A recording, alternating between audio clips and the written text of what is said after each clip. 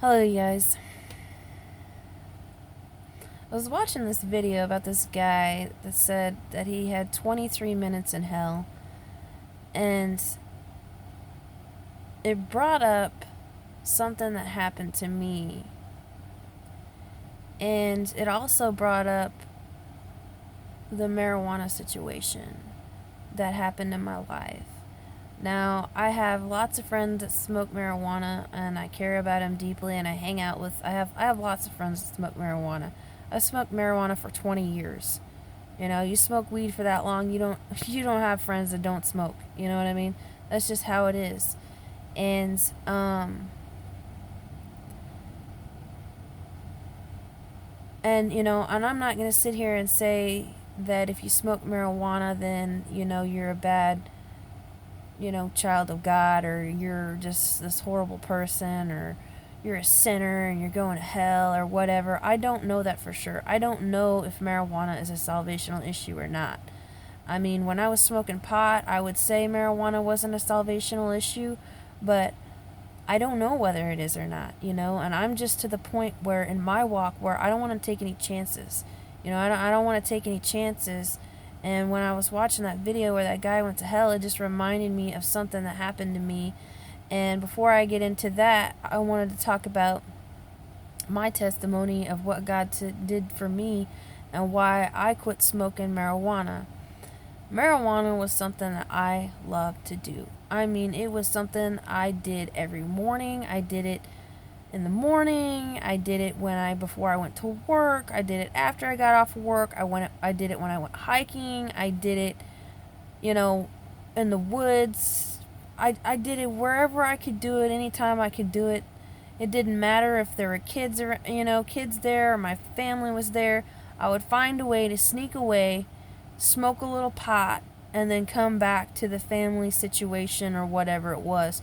Now, I would never smoke in front of kids or smoke in front of my family, but I would find a way to go smoke it and then come back, to the environment of family life or whatever the situation was, or church or whatever. Now, I've come to the conclusion that if you, and I know how everybody feels about the church life, and yes, most churches are bunk. Most churches are not even worth going and walking into the front door. But if you think about a good church, a church that's worthwhile to go in, a church, and there are some still left that are worth going into, that are actually preaching the real gospel, that aren't lying to try to take your money, that aren't sugarcoating it and they're not trying to tickle your ears and all this other stuff.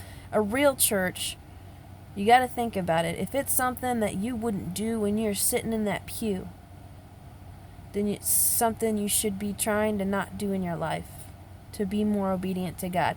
If you're sitting in a church pew, a real church that's worth actually going to, if it's not something that you would do sitting in a church pew, then it's not something you should be doing with your walk with Jesus. And and God works on us all differently, and we all have our own walk. So I am not here to judge nobody. I'm just stating the facts, and I'm just stating the truth. I'm here to speak the truth. I'm not here for acceptance. I'm not here to tickle your ears. I'm not here to get acceptance. I'm not here for that. I'm here to testify what God's done in my life, and why he's done it in my life, and how he's done it in my life, and miracles and signs and dreams and whatever. That's what I'm here for. I'm not here for the drama. I'm not here for that crap. I left all that behind me. I'm here to serve God, and I'm here to testify for God and what he's done for me in my life, So anyway, if you're not willing to do it at a good church in the pew, then you shouldn't be doing it at all. If you're going to feel bad for lighting up a blunt in the middle of church, don't lie. Don't sit there and say, "Oh, I would do it. I would do it." No, you wouldn't. No, you wouldn't. No, you wouldn't. You wouldn't. You wouldn't. You'd feel bad about it, and you'd know everybody in that church would be looking back behind you like, "What are you doing, fool?" Wouldn't be any different than going in there and opening a can of fire schnapps, or peach schnapps or whatever, and just start guzzling it in front of them. You know what I mean? It's not holy. We're supposed to be keeping our mind focused, And when you're high on marijuana, you're not keeping your mind focused. So anyway, that's what God kept telling me, and he kept telling me that. And for the longest time, I kept giving excuses. I was like, no, God's with me, which he was. I'm not saying he wasn't with me, because he was with me. There was not a doubt in my mind. Even when I was smoking marijuana, God was with me. He was there. He protected me. He was with me. But I found that it was something that started to control my life, and I would deny it. It was something that I would smoke in the morning, something I would smoke when I'm on a hike, something I would hide and smoke it somewhere else. If you gotta hide to do something, it's something you shouldn't be doing.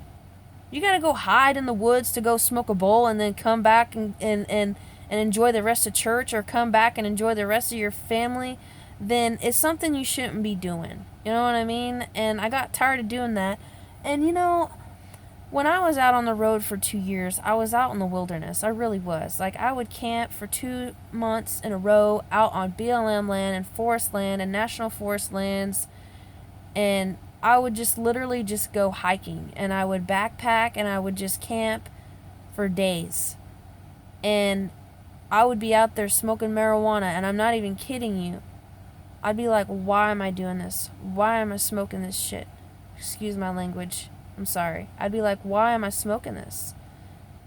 And, that's something that I'm working on right now, is not cussing. I mean, it is a gradual step. It's gradual steps to get out of sinning, or trying to be more obedient. Are we perfect? No. Are we going to be 100% perfect like Jesus was? No, we're not. But it doesn't give us excuses to not try, And the main thing that really got me is I started praying to God. I was like, I want more. I want more of you. I want more of you. And mind you, while I was smoking pot, I was having visions. I was having dreams. I mean, God was working in my life. I mean, he was working miracles in me and in my friends' lives. And, I was winning battles and leveling up. And, my spiritual life was great. My spiritual life was awesome. There was just something that I was missing, and I just couldn't seem to figure it out. I was just like, God, I just want more. I just want more. I just couldn't get enough. I just couldn't get enough. And I'm like, God, I want more. And God told me, he said, if you want more and you want to know exactly what I'm telling you, because it seemed like when I had a vision or I have a dream that God was trying to tell me, I'd only get like half the message. And it was like, he told me, because when I kept telling him I wanted more, I wanted to know more, I wanted more with him, I wanted more of a personal, I just wanted more, period. I don't even know how to explain what I mean by that, exactly what more means, but I just wanted it. And I already had a lot, he was already working big in my life, but I couldn't get enough, and he kept telling me, you need to quit smoking pot, you need to quit smoking pot, you need to quit smoking pot, and I'd keep praying, I want more, I want more, I want more, and he's like, well, you need to quit smoking pot. And then one day, after it was just probably the 20th or 20, 30, 50 times that I had prayed about wanting more, he finally told me, if you want your visions to be clear, and you want to know exactly what's going on, and you want me to tell you exactly what's going on, and you don't want these visions or dreams to be diluted, then you need to quit smoking pot. And I'm just telling you. I'm just telling you. That's what he told me. He didn't say you're going to hell because of it, but he said, if you want more from me, you need to quit smoking pot. And the other thing he told me is I wasn't able to get the full message of what he was trying to give to me, is because sin, I don't care what anybody says, smoking pot is a sin. Take it or leave it. I don't care if you hate me or love me. I don't care. Smoking pot is a sin. Anything that dilutes your mind is a sin. Okay? Alcohol, pot, drugs, pills, Anything that alters your mind, anything that alters your mind is a sin. Period. Can't say smoking pot isn't a sin because it alters your mind. So anyway, he kept telling me sin is like this barrier. It's like, see how that shadow is going over my, it's like this barrier. See how that light is only able to get in halfway? It's only able to get in halfway, but the more you remove that sin, the more and more the light shines through, and you're able to see more clearly, and you're able to get the full message from God. Not that God's not working in your life, not that God's not trying to get a message through to you, not that you're not even getting the message. I mean, you're probably getting, maybe this much, right around in there. But the moment you keep continuing to get rid of that sin in your life, then you get that full embrace of knowledge and understanding. More understanding than I should say knowledge, because knowledge puffs you up. You don't want to be too boastful with your knowledge. You don't want to get so out of the whack where you're like, well, I know all this knowledge. Yeah, I know all this stuff, and I'm just going to blast it all out like I know everything. But it's great to know all the knowledge, but you don't want to let it puff you up too much, So, back to, okay, so that's my testimony on marijuana. And eventually, when I was up in Montana, I was cleansed of marijuana. I went to a revival tent. Long story short, a Spanish man, he prayed over me, and I don't know what it was. I was like, I'm done. I want to do what God tells me to do. And this is my personal walk. This is my testimony. I'm not pushing this on anybody, but I do want you to understand. God told me, if I want more than this, and I want this, then I need to quit smoking pot. That's what he told me, and he's not, So anyway, and it was just time. And I went to that revival tent. That man prayed over me. I came home. I took all of my pipes, all of my marijuana, everything, and threw it away. And my friends were like, oh my God, Ashley threw away her pot. You have no idea. I smoked pot for 20 years. I was known as Lady Fills a Bowl. That's how much I smoked weed. People knew me for smoking weed. You know what I mean? And so when I did that, that was a big deal in my life, and it changed my life. And I can't even describe to you how much closer I am to God, how much more He's helped me in my life. And I just can't even describe to you how much more closer of a relationship it is, because that is one less thing on the list of my sins. You know what I mean? I'm not saying I'm sinless. I'm not saying, that was the last thing on the list, and I'm never going to be a sinner now because I quit doing that. No, I'm always going to be, a sinner. We all fall short. But, like I said, this is my testimony of how God and why God took pot out of my life and what I was asking for. And when I was asking for more, He said, you're never going to get more until you quit smoking pot. Because I was getting what I got, but I wanted more.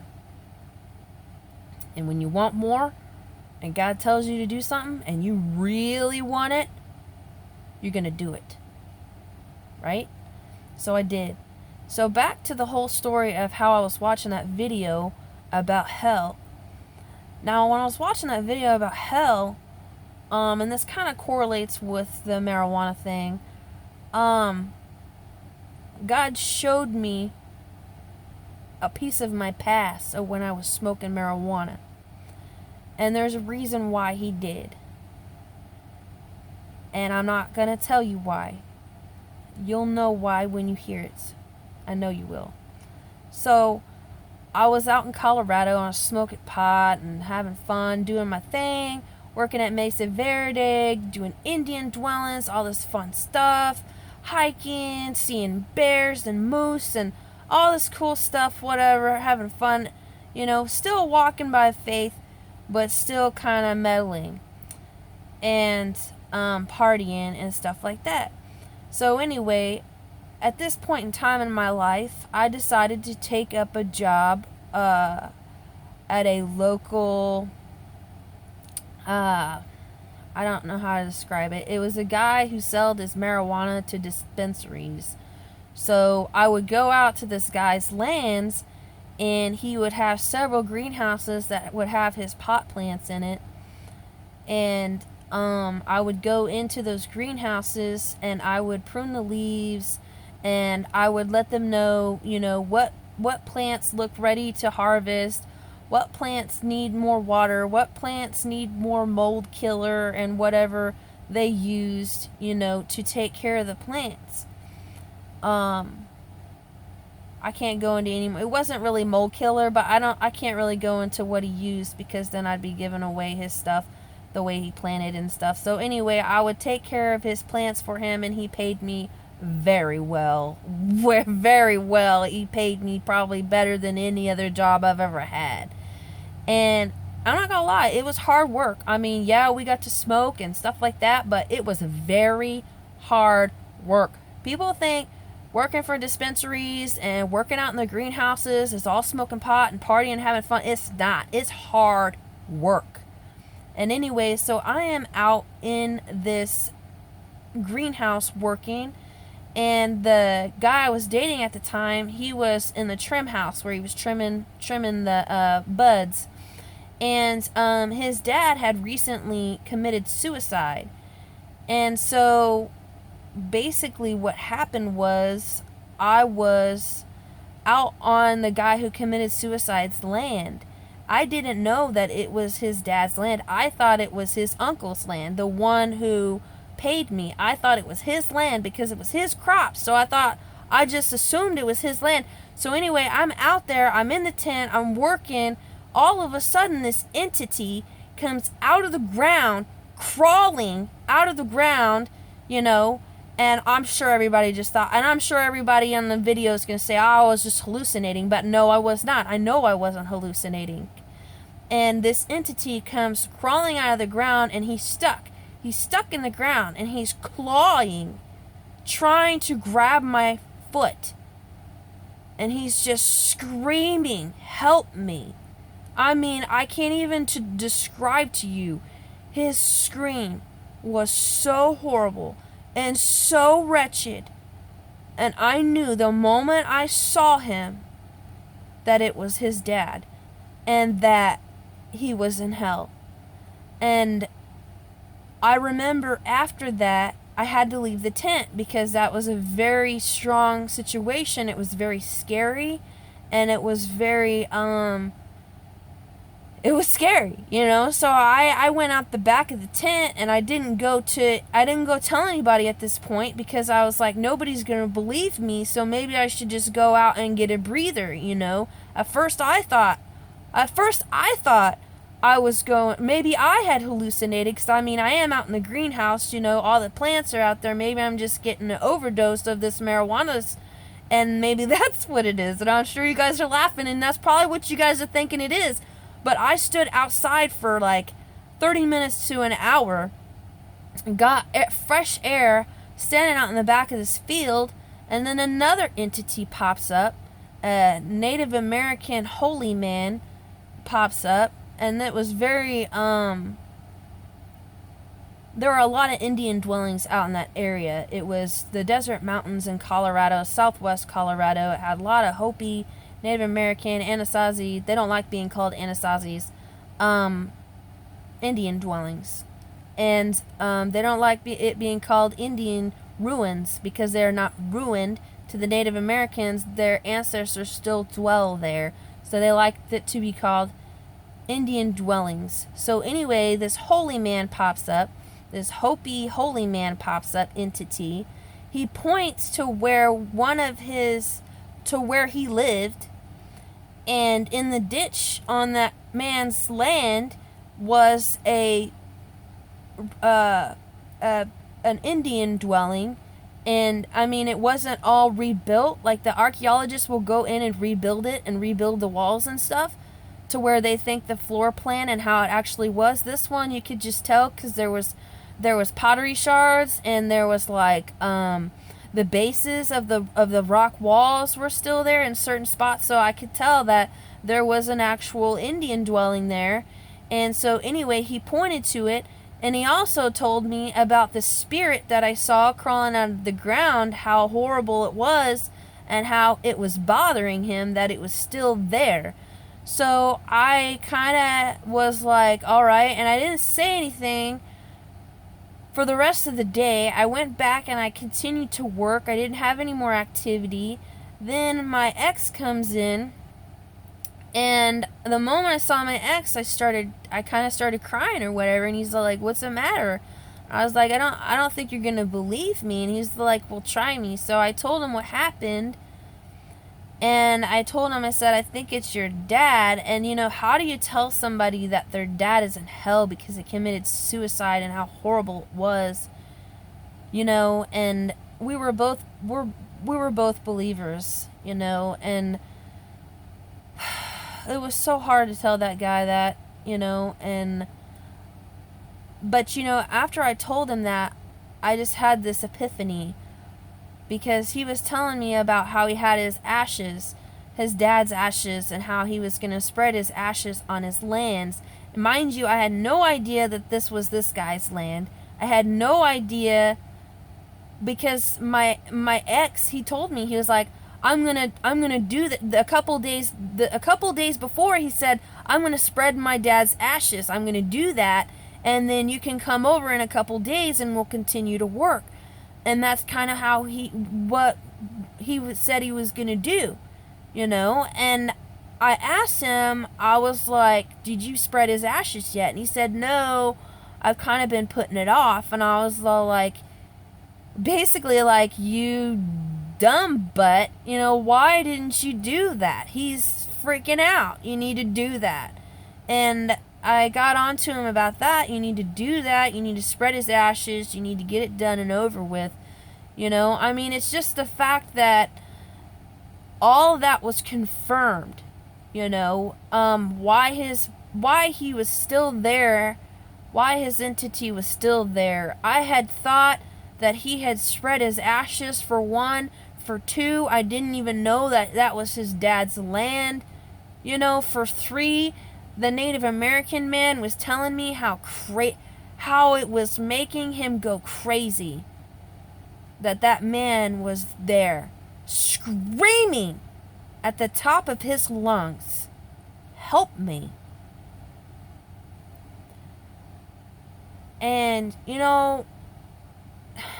that's a moment in my life that I would rather not remember. Because it was very scary and it was very terrifying. And, but I felt like God wanted me to share it, because I was watching that video about that guy going to hell for 23 minutes, and how I don't think people realize how bad a place hell is. And one thing I'll tell you before I'm done with this video is, hell is a bad place. Yes, it is, and it's nasty, and it's horrible, and it's terrifying, and there's nothing we could ever see on this earth that could happen to us that would ever be as worse as hell could ever be. But we need to make sure that we believe in God because we love God. We need to make sure that we believe in God, and that we're reading our Bible and we're being obedient because we love God and we want to be closer to Him. Not because we're scared of going to hell. That's very selfish. So I'm going to say that, and that's it. And I hope that this message truly edifies somebody today. I'm not trying to make somebody feel guilty about smoking pot. It was something that I did for 20 years, something that, I had to, that God worked on my heart, and God works on us all differently. And I have come to realize that God works on us all differently, and I'm not here to judge whether somebody's going to hell or not, whether they smoke pot or whatever. I'm not here to say whether it's a salvational issue or anymore. I used to say that it wasn't a salvational issue, but I'm not going to take any chances and say that it's not a salvational issue, because if it is a salvational issue and I say that, then the blood's kind of on my hands, somebody watching it, and I'm saying, oh, and then that gives them confidence to continue in their sin. You know, I don't want to be that person anymore. You know, I don't want to take that chance. I don't want to take that chance. You know, I don't know whether it's a salvational issue, so I don't want to take that chance. And like I said, I hope this message truly edifies you, and stay close to God. Jesus, Yeshua HaMashiach. Make sure you take time to pray to Him every day. Pray for others. Be there for others. Even if it just be to say hi, wave at somebody, say hi. Even if it just be to tell somebody that Jesus loves them. Even if it just be to open the door for somebody, even, you know, or talk to somebody who's had a bad day. You know, just love. You know, that's the most important thing, is love. You know, because God works on us all differently. He works on our hearts all differently. And, you know, if we truly come together and we let people know what He's done in our lives, you just never know how it could edify somebody else. And so